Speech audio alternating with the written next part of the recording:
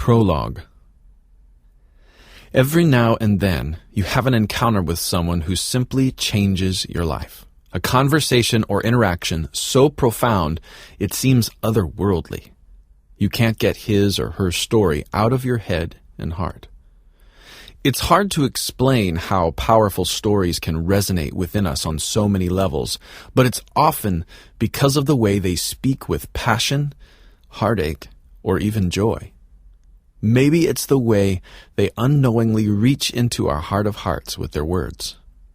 I don't think these encounters happen by chance. I think there is a reason, although we will never understand the full weaving of life's tapestry of events this side of the eternal. I have had such an encounter with someone. It moved me to my core, so much so that I had to share it with you. I'll keep sharing it as long as I have breath. For the next few pages, I'd like you to grab a cup of coffee or a root beer float and sit down and let me tell you about a conversation I had with a man named Gabriel Clarke. It all began when I was traveling back to Nashville from the West Coast. My first flight from LAX landed in Denver at about 6:30 p.m. on a Thursday night, when things at DIA were slowing down a bit. I was feeling exhausted after 2 days of countless meetings, a lack of rest, I don't sleep well away from home, and the tiring travel. I'm not sure what it is about planes, but the only way I can describe it is that flying makes me feel stale, grimy, and in need of a teeth cleaning. I got off my first flight from Los Angeles and approached the monitor to see which gate was handling my connecting flight. According to my itinerary, I had about 50 minutes until my flight to Nashville took off. The monitor said otherwise. Like a deer staring into oncoming headlights, I stood fixated at the monitor, hoping my glare would supernaturally change the delayed message to boarding. Unfortunately, that did not happen.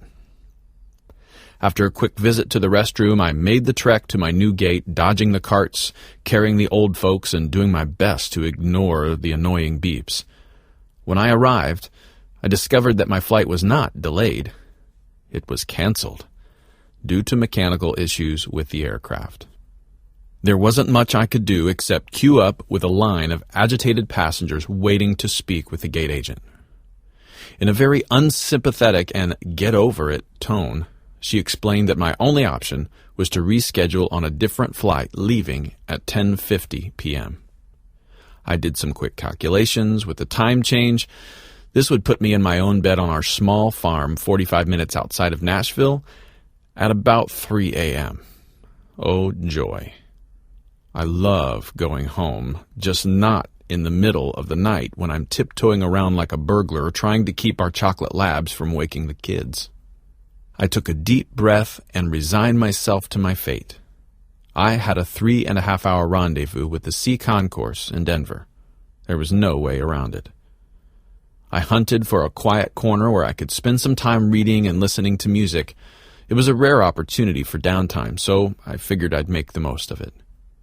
About 8 gates down, I found an entire section where the lights were dim, the hanging flat-screen TVs were turned off, and the gates were closed. There wasn't a soul in sight. I looked for the best spot and claimed a section of seating in the back corner next to the windows that looked out over the tarmac. I called my wife and kids to say goodnight and break the news that I wouldn't see them until the morning. After we said our goodbyes, I immediately reached for my iPod, plugged in my earphones, and shut out the world by listening to my favorite movie scores. I had a spy novel I'd started on the flight from LA, so I pulled the oversized paperback out of my backpack, propped my feet up on the chair across from me, and began reading. After 10 pages, though, my solitude and bliss came to an abrupt end. Out of the corner of my eye, I saw a large character moving toward me. Who in the world is heading all the way over here? Surely it's not someone I know from home. My thoughts were running a mile a minute. Sure enough, this man plopped down 2 seats from me and opened a canvas bag that looked to be filled with enough camping and hiking gear to scale the Himalayas. I couldn't believe it. Of all the places in the airport, why would he sit down right next to me? I ignored him. burying my head in my book, but he kept going through his canvas bag, checking his equipment, and carrying on a one-sided conversation with himself. I turned my music up, I sighed loudly, and returned to my book, trying to send a message that I wanted to be left alone. Out of the corner of my eye, I noticed that he kept looking over at me again and again. I could tell he was itching for conversation, so I looked up from my book and gave Mountain Man a half-hearted grin. He was at least 6 feet tall and built like an Australian rugby player. A long, shaggy beard with disheveled, dirty blonde hair poured out from under his army green knit cap. If I had to guess his age, I would say that he was probably in his mid-50s. Dressed in a worn, thin plaid flannel shirt with rolled-up sleeves and khaki shorts, he wore large hiking boots with thick thermal socks bunched around his ankles. His skin was weathered and tan, his eyes were crystal blue, and his worn face was lined with wrinkles. He looked like he'd just stepped out of a Discovery Channel documentary. The older man looked at me and said something. I couldn't understand him because of the cranked-up music playing in my ears, so I pulled out my earphones. Sorry, man, I couldn't hear you. What was that? Headed home or away? Not a very deep question. I'm heading home, I said, hoping my 3-word reply would send a hint that I didn't want to be bothered. He would not be deterred. Me too. I've been gone for over 3 months. I'm ready for my own bed. He slouched in his chair and leaned back, staring at the ceiling. I thought maybe our conversation was over, meaning I could get back to my book and music in peace. Instead, he looked over again. How long until your flight leaves? I knew now that I should just give in, so I closed my book and set it on my lap. I have until 10:30, I said, and I told him what happened with the canceled flight to Nashville. He told me he was early for his red-eye to the East Coast. From there, we exchanged the typical small talk. Where are you from? Where are you going? Weather has been unpredictable, huh? All the usual stuff. But with guys, an introductory conversation wouldn't be complete unless you ask, what do you do? I always hate talking about what I do, but it's part of the man language. We feel we can tell a lot about a person by what they do for a living. So I plunged in. What do you do for a living? I asked curiously. He hedged a little bit. Well, I like the outdoors a lot, you know. He smiled and looked at me, comfortable with the awkward pause. Well, what about this 3-month trip you were on? Was it work-related or just R&R? Oh, no, he said through a chuckle. Not much R&R on this trip. I just finished rafting National Geographic's top 10 most dangerous and beautiful rivers in the world. 5 continents, 19,000 miles, a couple near-death experiences, some serious wildlife, tons of new friends, and the time of my life. He looked over at me out of the corner of his eye. It was outrageous, he said with a bit of a crazed grin. The conversation became riveting. I found out his name was Gabriel Clarke, a 3rd-generation whitewater guide. For the next several hours, Gabriel regaled me with his life story, the legendary story of where he came from, the defining tragedy of his childhood, the triumph of where he was in life now, and what got him through. The way he energetically explained things, it was as if this was the first time he'd ever told anyone. His passion was contagious, and by the time he was finished, I was thankful for the interruption that night in the Denver airport. What I'm about to tell you is his story, as he told it to me. If you're anything like me or others who've heard Gabriel's story, then you'll never forget it. You'll never be the same. I know I'll never be the same. Ever.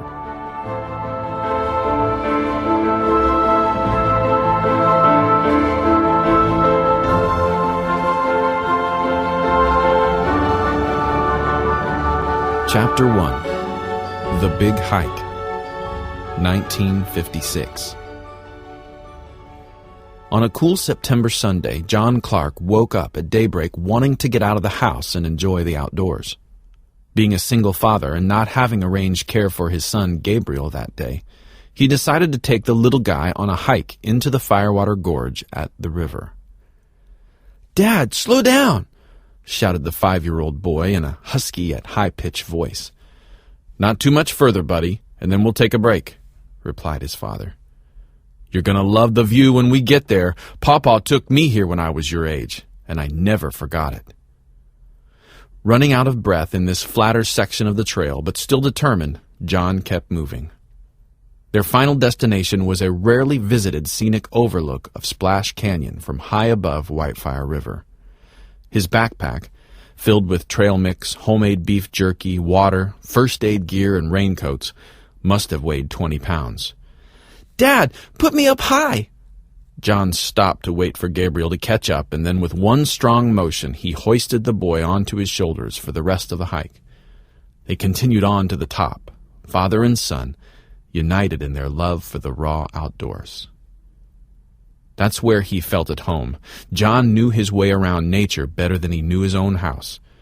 "If I could, I'd live outdoors constantly," he'd tell friends from time to time. At 5 feet 11 inches and 189 pounds, John was a rugged 32-year-old, built solid and muscular. He was strong as an ox from his years of rock climbing and running the river. Crow's feet were starting to appear outside his blue-gray eyes. With sandy blonde hair and a shag cut and a swagger to boot, he was a man of few words, with wisdom beyond his years. The Clarke family was a cornerstone of Corley Falls, Colorado. John's grandfather and father had all but built the entire town on the back of their inn and Whitewater adventure camp. John, carrying on the tradition, had assumed the day-to-day operations, which included training the Whitewater guides.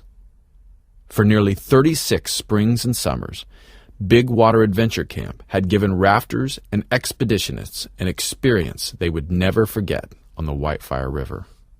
John Clarke repeated his father's words often. "We Clarks, we were made for the river." The summer rafting season was over. Only a few seasoned kayakers would run the river during this time, so John had a few days off between guided hiking tours and teaching at the Whitewater Guide School his father had started. They'd had an unusual amount of rain that week, so the river was running particularly high. The canyon and surrounding forest were breathtaking, especially in the early morning hours. The misty fog lifted slowly, leading to a sensation like they were walking in the clouds. Birds chirped in a polyrhythmic symphony, and one could smell the spruce, fir, and pine trees with a resting potency. Chipmunks scampered about as if playing hide-and-seek while making their final sweep of the forest floor for nuts before winter. All manner of wildlife could make an appearance at any given time, including bears, wolves, and deer, creating a truly wild and magical place. "How far are we going, Dad?" "About a couple more football fields," his father replied. John tried to talk about distances in terms his son could picture. Like a miniature version of his father, Gabriel was a stocky kid with a round face. His straight blonde hair swung back and forth when he walked, but he usually ran everywhere he went. He had eyelashes for days, and his sky-blue eyes arrested the ladies wherever his father took him. Of course, his dad liked that. Gabriel was smart, full of questions, and not averse to mischief. His questions would come out of nowhere and often send his father to the floor laughing or make him scratch his head and wonder. On this morning hike, however, Gabriel's questions were more poignant. "When am I going to see Mommy again? Sammy Overton said maybe she's mad. Jackson Wilbur said mommies are important because you need to have a mommy to be born. Can we go see Mommy today?" John was taken aback by the randomness of the questions, which broke his heart. He knew it would be at least Thanksgiving before Gabriel got to see his mother. Without slowing down, John continued up the rugged path. "Well, buddy, you're going to get to see your mama real soon. She's not mad at you, Gabe. Don't ever think that. She just lives quite a ways away, so it's hard for her to get here. Hey, look at those chipmunks." John knew he was trying to change the subject, and his heart was heavy. The sadness would come over him in waves sometimes. How he wished they were still together. The feelings of despondency would get overwhelming. Usually he'd just distract himself with more work. John unloaded Gabriel from his shoulders carefully. Shh, don't scare him off. Before John could get the backpack off, the boy was ransacking it for some peanuts. He took a few out of a bag and made his way slowly toward the pair of chipmunks. Without fear, Gabriel held out his hand with a few shelled peanuts resting on his fingertips. The chipmunks cautiously approached with quick twitches, looking from side to side. They seemed to be trying to get away with something. Hold your hand steady, John counseled. Taking their time, the two chipmunks each grabbed a couple of peanuts and scampered back to the tree. Did you see that, Dad? Sure did. You made some new friends. You should name them. John zipped up his backpack and loaded it back onto his shoulders. You ready to go to the top?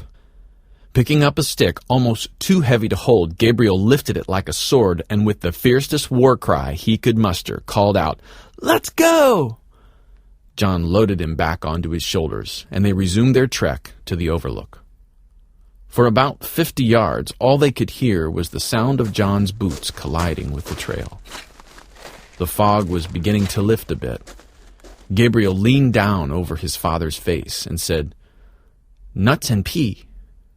"What?" John held a bewildered grin on his face. "That's their names, Nuts and Pea, 'cause they like peanuts. Get it? Pea, nuts, nuts and pea." John had a good laugh. "That one is going in the book," he said, referring to the journal where he kept a record of milestones, quotes, and stories from his journeys with Gabriel. With the boy's hands resting on his father's head in complete contentment, they moved on. By now they could hear the roar of the river. The water rushing over the riverbed sounded like a relentless windstorm, exhilarating, frightening, and calming all at the same time. John turned on a rough path that wound away from the river and toward densely treed forest. "The river is that way, Dad." Gabriel was pointing to his left and behind him. "Why are we going away from the river?" "Don't lean backward. You're making it harder than it is." The father paused. "Just wait, buddy. A couple more minutes, and you'll see." The river made a hard right turn, and around the corner, cliffs jutted out, creating the region's most spectacular waterfall in Firewater Canyon. They could almost feel the river moving the ground. The air was misty with the spray. They came through the final patch of trees, and as the path curled to their left, it was as if a curtain lifted, showing the stage for the first time. "Wow! Awesome! Look at that, Dad!" "I know, isn't that amazing, bud?" He took Gabriel off his shoulders and then walked over to a tree about 10 feet from a jagged slope that overlooked the edge of the river. "You see this tree, buddy?" John placed his hand on the bark. "You don't go past this tree. It's very dangerous, and Daddy doesn't want you to fall into the river. Got that?" Distracted and looking down the canyon, Gabriel nodded. With his hand on top of Gabriel's head, John turned him like a puppet, so he had to look him in the eye. "Understand?" "Yeah, Dad." Directly across the gorge, the canyon walls rose sharply. They were covered with picturesque reddish rock and hundreds of spruce, fir, and pine trees pointing straight to the sky like giant pencils. Rocks had fallen off the sides of the canyon over thousands of years to create mini mountains in the river's flow. Thousands of gallons of water pounded the gorge every minute, falling 3 stories before hitting the first level of rock pile. The water continued cascading 3 more levels, each about 10 feet in height. At the bottom of the falls, the water splashed back up in a massive circular motion due to a large hole in the riverbed. The effect was like a giant washing machine. A suck hole is what the guides at Bigwater Adventure Camp called it. John took off his backpack and grabbed a couple of water bottles. "Here, buddy, drink some water to stay hydrated. It's pretty dry at these altitudes, and your body needs lots of fluids." They both sat down on a log where John unpacked some homemade jerky. Gabriel was gnawing on a piece when he suddenly announced that he wanted to go into the water. John chuckled. "You'd freeze, bud. That water is ice cold." "But it looks fun." It's fun all right, but not when it's this cold and not in falls that big. Maybe downstream where it's calm I'll let you put your feet in. Maybe I'll teach you how to skip rocks." John took out a worn leather pouch full of vintage Bennington marbles and held them up. In the background, the roar of the river was relentless. "Ready to play?" "Yeah!" Gabriel shouted. John's large collection of vintage marbles had been passed down from his grandfather. He cleared a place in the dirt and drew up a playing circle. "I'm going to beat you this time, Dad." "Ha! We'll see, little man." It was a few minutes before 9 a.m., and the sun was burning through the cloud cover. As John crouched down, he heard voices off in the distance. Who in the world is out there? John glanced over his shoulder at the river. "Stay here," he directed. John quickly walked to the edge of the cliff where he could see more of the river upstream. The voices shouting back and forth were sporadic. He couldn't make out what they were saying, so he climbed down the slope to a plateau that jutted out over the river. Looking upstream, he spotted a young man sitting in a kayak that had stalled in a small eddy next to the riverbank. He was shouting something upstream. John's heart sank because he knew what was happening. He shouted to get the young man's attention. "Do not ride! Huge falls! Do not ride! Huge falls!" The kayaker couldn't hear him. "What are you doing, Dad?" Gabriel stood at the top of the slope. "Just stay there. I've got to go a little lower and tell them." Looking back at Gabriel, he emphatically said, "You stay there." Another kayaker came into view, but he was at least 200 yards away from John. These guys obviously did not know the terrain. The rapids were Class 6. This water was not navigable, even by the most experienced kayakers. John knew it would mean serious injury or death for these unprepared adventurers. He was hoping they would have the sense to stop and scout the terrain. Edging closer to the river, John's heart raced from the dangers these two young men were facing. John slid down on the pebbled slope, bracing himself with his left arm and coming to a stop on a ledge about 20 feet from the water. He took off his outer hiking vest, and like a flag man at the finish line of an auto race, he began waving it and shouting frantically, "Danger! Danger!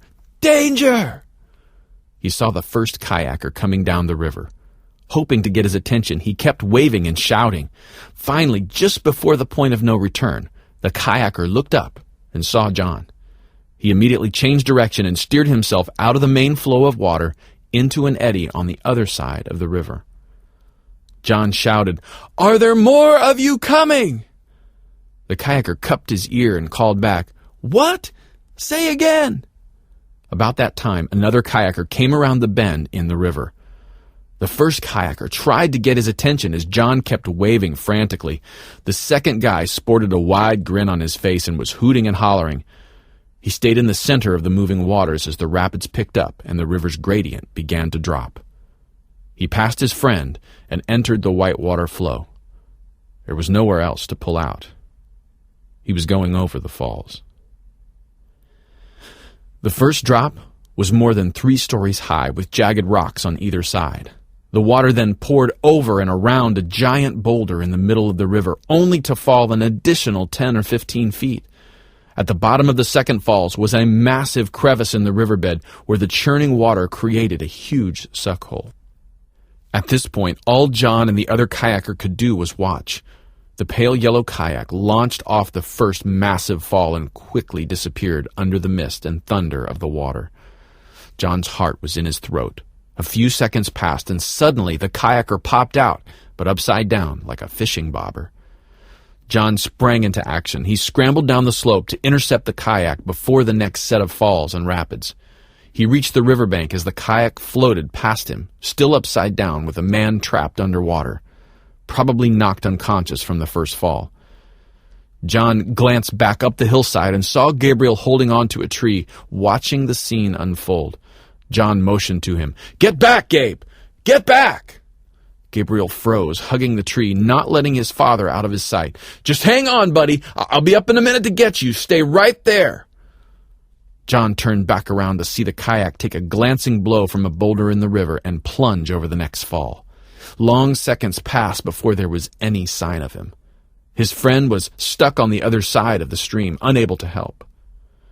John made his way swiftly to the bottom of the falls in time to see the kayak emerge from the foaming water. The kayak had been pinned under the falls, kept down by the relentless water, but now the upside-down kayak floated to a rock on the side nearest to John. The water, still deep and moving swiftly, pressed the kayak against the rock with tremendous force. John shot a glance back up the hill to check on Gabriel while he tried to figure out what he could do. The kayaker might have a shot at survival if he could pull him out in the next few seconds. Holding on to a tree with his right hand and reaching with his left foot, he almost touched the tip of the kayak. His plan was to dislodge the kayak from the rock and pull it out in calmer water. He leaned out, but the kayak was too far. John grabbed the dead branch and struck the kayak, but the force of the water was too strong to dislodge it. Without a life vest, he had to be supremely cautious. Daddy! Daddy! John faintly heard Gabriel's call, but he was concentrating on the kayak. He couldn't bear to watch a man die right in front of him. Torn between staying on the shore versus risking his life for the rescue, with precious seconds ticking by and one last glance up to Gabriel, John jumped onto the kayak, bear-hugged it, and struggled to hold on. He tried to kick his foot up on the rock to push the kayak back enough to move it around the rock. Gabriel's shout turned to a scream. Daddy! Come back! After a few moments of struggle, John couldn't hold on anymore. He took one huge breath and sank under the greenish-blue water. In just a few seconds, he pushed off another rock on the river bottom, and the kayak was freed. The craft righted itself and careened downstream. Then John's world went black. Seconds ticked by, turning into minutes.